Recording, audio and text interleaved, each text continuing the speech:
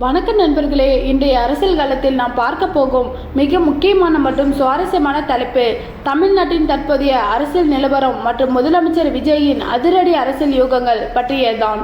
பயங்கரமான ஆளுங்க விஜய். காங்கிரஸுக்கு தான் சீட்டு, ஆனால் எம்பி எங்களுக்காக, ராஜ்யசபா சீட்டு யாருக்கு என்ற இந்த தலைப்புக்கு பின்னால் இருக்கும் மிகப்பெரிய அரசியல் சாதுரங்க ஆட்டத்தை இன்று நாம் மிக விரிவாக ஆழமாக அலசப் போகிறோம்.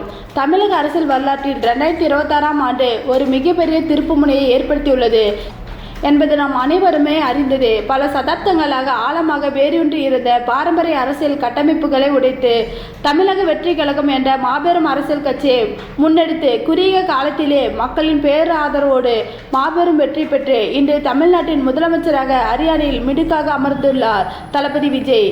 சினிமா துறையில் உச்சத்தில் இருந்த போதும் கோடிக்கணக்கான வருமானத்தையும் சொகுசு வாழ்க்கையும் ஒருபுறம் ஒதுக்கி வைத்துவிட்டு முழு நேர அரசியலில் களமிறங்கிய விஜய் ஆரம்பத்தில் பலரால் மிக கடுமையாக விமர்சிக்கப்பட்டார். அவர் எப்படி அரசியலில் தாக்கு பிடிப்பார்?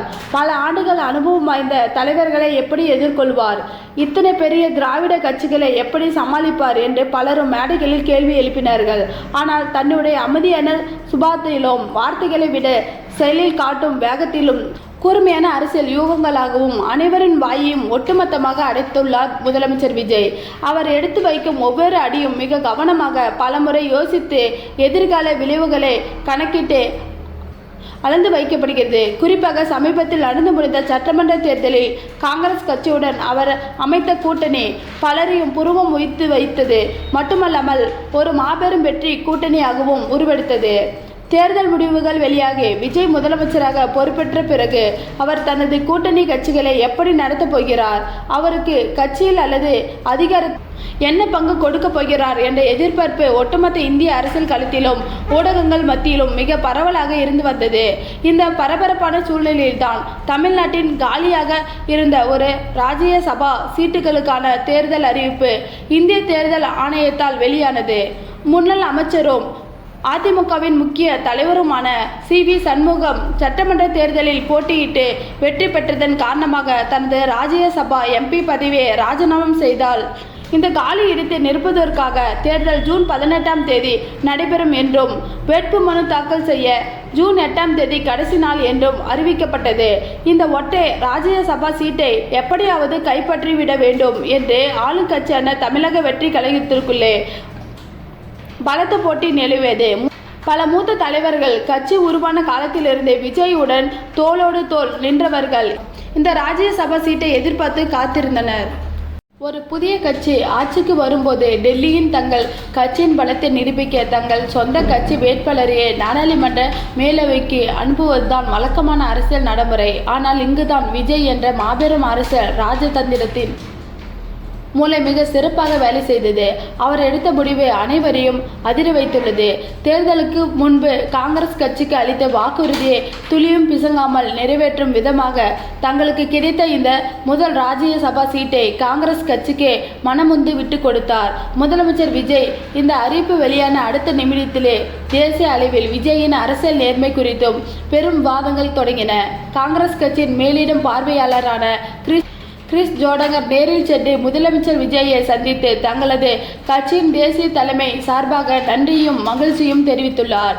இதற்கு ஒரு நாள் முன்பாக முன்னாள் மத்திய நிதி அமைச்சரும் மூத்த தலைவருமான ப. சிதம்பரம் அவர்களும் தலைமைச் செயலகத்தின் விஜயை சந்தித்து நீண்ட நேரம் ஆலோசனை நடத்தினர். இந்த சந்திப்புக்கு பிறகு செய்தியாளர்களை சந்தித்த கிறிஸ் ஜோடங்கர் விஜய் ஒரு வார்த்தை சொன்னால் அதை காப்பாற்றுவார் என்பதை இந்த நிகழ்வு ஆணித்தரமாக நிரூபித்துள்ளது. தன்னுடைய கூட்டணி தர்மத்தை மதித்து கொடுத்த வாக்குகளை காப்பாற்றுவதன் மூலம் இந்திய அரசியல் களத்தில் நேர்மையான நம்பகரமான தலைவர் என்பதை விஜய் நிரூபித்துள்ளார் என்று வெளிப்படையாகவே புகழ்ந்து தள்ளியுள்ளார். கூட்டணி அரசியல் தேர்தல் முடிந்த பிறகு வாக்குறுதிகளை காற்றில் பறக்கவிடும் தலைவர்கள் மத்தியில் விஜய் செய்துள்ள ஒரு வரலாற்று சிறப்புமிக்க முன் உதாரணமாகும். சரி, சீட்டு காங்கிரசுக்கு போய்விட்டது, ஆனால் டெல்லிக்கு செல்ல போகும் அந்த அதிர்ஷ்டசாலி யார் என்ற அடுத்த மிகப்பெரிய கேள்வி ஒட்டுமொத்த தமிழக மக்கள் மத்தியிலும் எழுந்துள்ளது. இங்குதான் சீட்டு உங்களுக்கு ஆனால் எம்பி எங்களுக்கு என்ற விஜயின் உண்மையான அரசியல் சாணக்கியத்தனம் மிக தெளிவாக வெளிப்படுகிறது. காங்கிரஸ் கட்சியின் சார்பாக ராஜ்யசபா எம்பியாக தேர்ந்தெடுக்கப்படவுள்ள அந்த நபர் யார் தெரியுமா? அவர்தான் பிரவீன் சக்கரவர்த்தி. யார் இந்த பிரவீன் சக்கரவர்த்தி? ஒரு தேசிய கட்சியின் நாடாளுமன்ற உறுப்பினர் பதவிக்கு இவரது பெயர் ஏன் இவ்வளவு அடிபடுகிறது? இந்த கேள்விகளுக்கான விடைகளை தேடி போனால் பல ஆச்சரியமான பின்னணி தகவல்கள் நமக்கு கிடைக்கின்றன. பிரவீன் சக்கரவர்த்தி பாரம்பரியமாக நாம் பார்க்கும் வேட்டி சட்டை கட்டி சாதாரணமான அரசியல்வாதி கிடையாது. அவர் ஒரு மிக சிறந்த பொருளாதார நிபுணர், உலகத்தரம் வாய்ந்த முதலீட்டு வங்கியாளர் மற்றும் மிக கூர்மையான தரவு பகுப்பாளர்.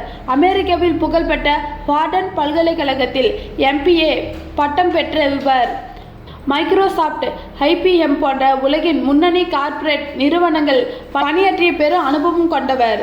வால் ஸ்ட்ரீட்டில் முதலீட்டு வங்கியாளராக கொடி கட்டி பறந்த பல வெற்றிகரமான ஸ்டார்ட் அப் நிறுவனங்களை உருவாக்கியவர். எல்லாவற்றிற்கும் மேலாக காங்கிரஸ் கட்சியின் தேசிய தலைவர் ராகுல் காந்திக்கு மிக மிக நெருக்கமானவர் மற்றும் அவரது நம்பிக்கைக்குரிய ஆலோசகர். காங்கிரஸ் கட்சியின் தரவு பகுப்பாய்வு பிரிவின் தலைவராக இருந்து கட்சியின் பல முக்கிய கொள்கை முடிவுகளுக்கும் தேர்தல் யுகங்களுக்கும் மூளையாக செயல்பட்டவர். முன்னாள் பிரதமர் டாக்டர் மன்மோகன் சிங் மற்றும் சிதம்பரம் ஆகியோரின் இணைந்து இந்தியாவின் பொருளாதார நிலவரங்கள் குறித்து பல ஆழமான கட்டுரைகளை எழுதியுள்ள பிரவீன் சக்கரவர்த்தி தேசிய அளவில் காங்கிரஸ் கட்சியின் மிக முக்கிய முகங்களில் ஒருவர். இப்படிப்பட்ட ஒருவர் மிகப்பெரிய தேசிய அளவிலான தலைவரை, தொழில்நுட்பம் மற்றும் பொருளாதாரம் சார்ந்த நிபுணரை ஏன் தமிழகத்தின் ராஜ்யசபா சீட்டுக்கு தேர்ந்தெடுக்க வேண்டும்? இங்குதான் விஜயின் மாஸ்டர் ஸ்ட்ரோக் ஒளிந்திருக்கிறது. பிரவீன் சக்கரவர்த்தி ராகுல் காந்திக்கு எவ்வளவு நெருக்கமோ அதே அளவுக்கு முதலமைச்சர் விஜய்க்கு மிக நெருக்கமானவர் என்பதே அரசியல் வட்டாரங்களில் மிக சிலருக்கு மட்டுமே தெரிந்த ரகசியம்.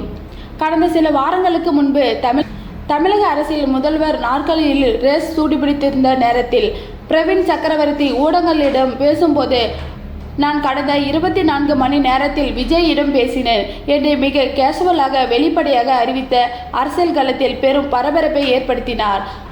இதிலிருந்து இருவருக்கும் இடையிலான தனிப்பட்ட நட்பும் அரசியல் புரிதலும் எந்த அளவுக்கு ஆழமானது என்பதை நாம் உணரலாம். அதாவது காங்கிரஸ் கட்சியை சேர்ந்த ஒரு நபர் MPயாக தேர்ந்தெடுக்கப்பட்டாலும் அவர் அடிப்படையில் விஜயின் எண்ணங்களையும் தமிழக அரசியல் கோரிக்கைகளையும் டெல்லியில் மிக திறமையாக முன்னெடுத்து செல்லும் ஒரு பாலமாக செயல்படுவார் என்பதுதான் இதில் உள்ள மிக நுட்பமான சூட்சமம். ஒருபுறம் காங்கிரஸ் கட்சிக்கு சீட்டு கொடுத்து ராகுல் காந்தியின் நம்பிக்கையையும் தேசிய அளவில் ஒரு பெரிய ஜனநாயகவாதி என்ற பெயரையும் பெற்றுள்ளார் விஜய். மறுபுறம் தனக்கு மிகவும் நெருக்கமான, அதே சமயம் தேசிய அரசியலிலும் பொருளாதார வட்டாரங்களிலும் அதிக செல்வாக்கு உள்ள ஒருவரை டெல்லிக்கு அனுப்பி மத்திய அரசில் தமிழகத்திற்கான ஒரு வலுவான லாபியை, ஒரு அதிகார மையங்களை தனக்காகவே உருவாக்கியுள்ளார். இது ஒரு கல்லில் 2 மாங்காய் அல்லது பல மாங்காய்களை ஒரே வீச்சில் வீழ்த்திய யூகம். இதனால்தான் மூத்த அரசியல் விமர்சகர்கள் விஜயை பயங்கரமான ஆளுங்க என்று வியந்து பார்க்கிறார்கள். தன்னுடைய கட்சிக்காரர்களுக்கு இந்த சீட்டை கொடுத்திருந்தால் அது ஒரு சாதாரண MP பதவியாக நாடாளுமன்றத்தின் பின்வரிசையில் அமரும் ஒரு குரலாக மட்டுமே சுருங்கி இருக்கும். ஆனால் பிரவீன் சக்கரவர்த்தி போன்ற ஒரு தேசிய அளவிலான பொருளாதார நிபுணரை ராஜ்யசபாவுக்கு அனுப்புவதன் மூலம் தமிழ்நாட்டின் குரல் நாடாளுமன்றத்தின் மிக ஓங்கி ஆணித்தரமாக ஒலிக்கும். மேலும் எதிர்காலத்தில் மத்திய அரசுடன் தமிழக அரசு இணங்காமல் செல்லவும், தமிழகத்தின் வளர்ச்சி திட்டங்களுக்கான நிதிகளை பெற்றுத்தரவும், பன்னாட்டு முதலீடுகளை தமிழகத்திற்கு கொண்டு வரவும் பிரவீன் சக்கரவர்த்தியின் பொருளாதார அறிவும் உலகளவிய தொடர்புகளும் விஜய்க்கு மிகப்பெரிய அளவில் கை கொடுக்கும். சினிமாவில் தளபதியாக இருந்த விஜய் இன்று அரசியல் களத்தில் அசைக்க முடியாத ஒரு சக்கரவர்த்தியாக உருவெடுத்து கொண்டிருக்கிறார் என்பதற்கு இந்த ஒற்றை ராஜ்யசபா சீட்டு ஒதுக்கீடு ஒரு மிக சிறந்த உதாரணம்.